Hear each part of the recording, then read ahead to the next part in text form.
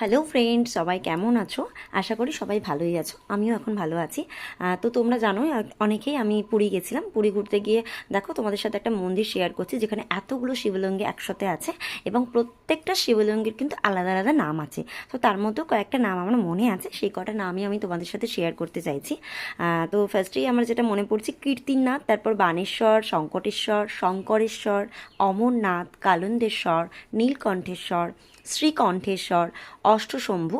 এছাড়া অনেক অনেক শিবলিঙ্গ ছিল, অনেক তার নাম ছিল, সব নাম আমার মনে রাখা সম্ভব হয়নি। এই কটা মনে ছিল তাই এই কটাই আমি তোমাদের সাথে শেয়ার করলাম। যদি পুরীতে ঘুরতে যাও তাহলে অবশ্যই এই মন্দিরটা তোমরা যেও, ভীষণ ভালো লাগবে। মানে সমস্ত ডিপ্রেশন চলে যাবে, মন শান্তি লাগবে।